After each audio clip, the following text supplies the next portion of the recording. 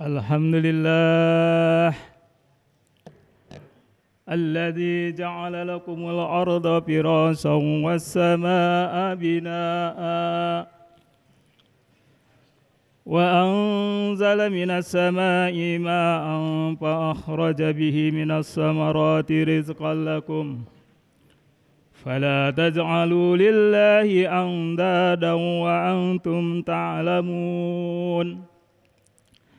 Asyhadu an la ilaha illallah wahdahu la syarika lah wa asyhadu anna Muhammadan abduhu wa rasuluhu la nabiyya ba'dah. Allahumma salli wa sallim ala sayyidina Muhammadin wa ala alihi wa ashabihi ajmain. Amma ba'd. Faya ibadallah ittaqullah haqqa tuqatih wa la tamutunna illa wa antum muslimun. Wa qala Allah ta'ala fil Qur'anil Karim, a'udzu billahi minasy syaithanir rajim. Bismillahirrahmanirrahim. Ya ayyuhalladzina amanu hal adullukum ala tijaratin tunjikum min azabin alim. Shadaqallahul azim. Ma'asyiral muslimin, jamaah Masjid At-Tahirin yang insya Allah dimuliakan oleh Allah Subhanahu wa Ta'ala. Berawal dari kegelisahan para sahabat Nabi Muhammad sallallahu alaihi wasallam yang berkeinginan untuk menyampaikan kepada Rasulullah sallallahu alaihi wasallam tentang amal perbuatan yang paling disukai oleh Allah Subhanahu wa Ta'ala untuk mereka jalankan. Hadirin sidang Jum'ah yang berbahagia, mungkin ini kegalauan dan kegelisahan kita juga. Umat Islam mayoritas terbanyak di dunia, namun dalam posisi yang lemah dalam bidang ekonomi, lemah dalam bidang politik, lemah dalam sains dan teknologi.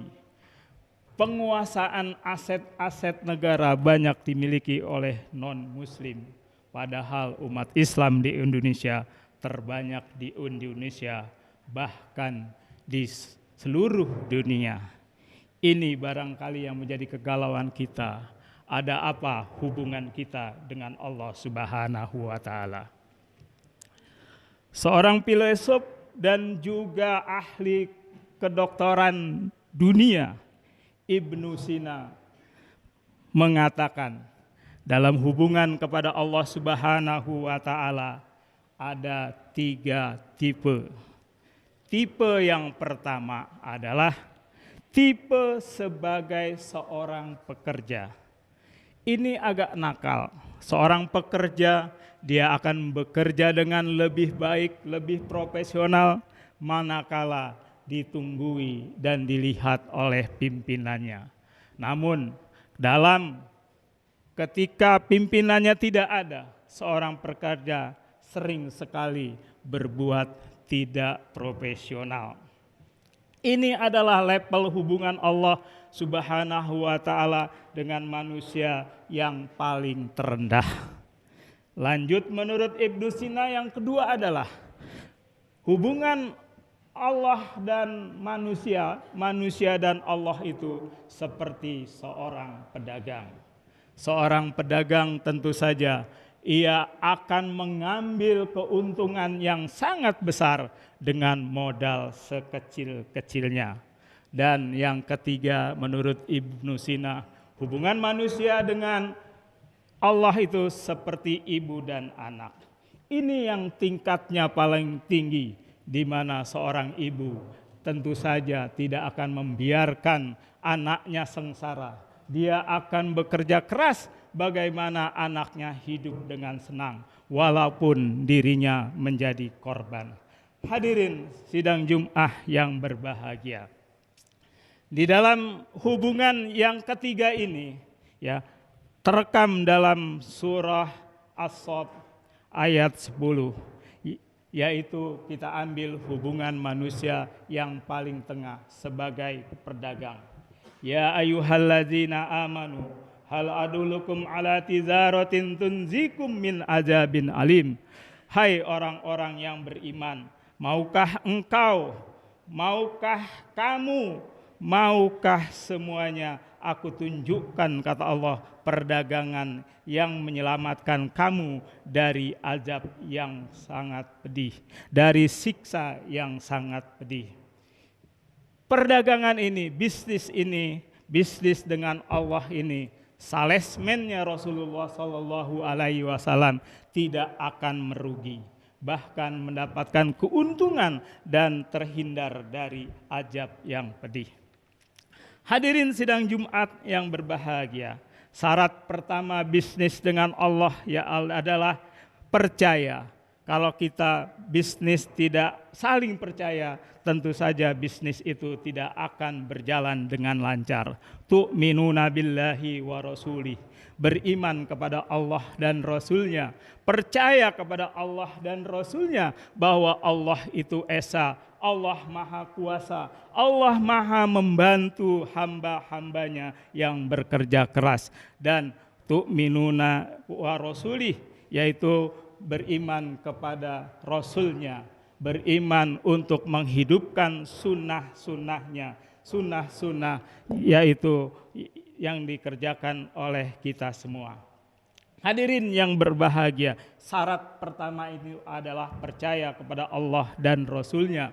Percaya dalam pengertian meyakini di dalam hati, kemudian disempurnakan dalam amal, perbuatan, dan perkataan. Yang kedua adalah wa tujahiduna fi sabilillahi bi amwalikum wa anfusikum. Wa tujahiduna fi sabilillah, berjuang di jalan Allah.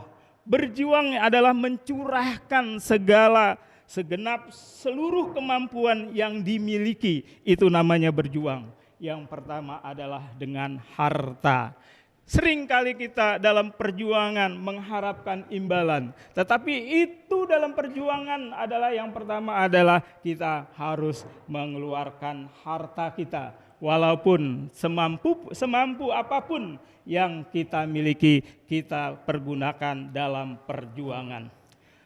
Dengan harta yaitu wa anfusikum, yang berikutnya adalah berjuang dengan segenap kemampuan kita, pikiran kita, waktu kita, tenaga kita, semangat kita, bahkan darah menetes dalam perjuangan itu perlu dikorbankan demi fisabilillah. Hadirin yang berbahagia, dzalikum khairul lakum in kuntum ta'malun. Itulah yang lebih baik dari kamu jika kamu mengetahui manfaatnya dan mengetahui sebab akibatnya. Apa keuntungan dari bisnis itu? Bisnis itu yaitu yang pertama tadi adalah percaya kepada Allah dan Rasulnya, kemudian berjuang fisabilillah dengan harta dan jiwanya. Yang keuntungan yang pertama adalah yaghfir lakum dzunubakum. Yang pertama keuntungannya adalah diampuni dosa-dosa kita. Yang kedua adalah wa yudkhilkum jannatin tajri min tahtihal anhar. Allah akan memasukkan kita ke dalam surganya yang penuh kenikmatan.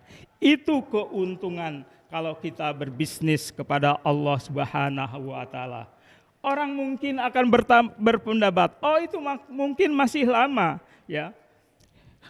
Mendapatkan ampunan dan surganya Allah Subhanahu wa taala.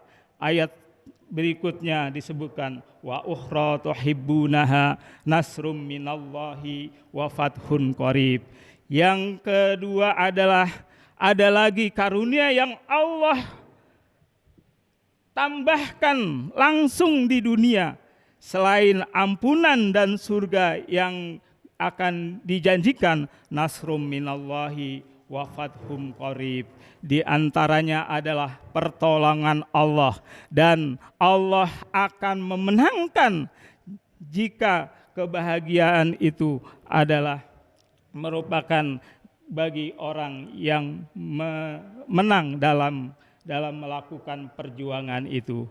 Wabasyiril mu'minin, dan sampaikanlah berita kabar gembira kepada orang-orang yang beriman. Hadirin yang berbahagia, itu bisnis yang menguntungkan. Bisnis dengan Allah, salesman-nya Rasulullah. Yang pertama adalah beriman kepada Allah dan Rasul-Nya.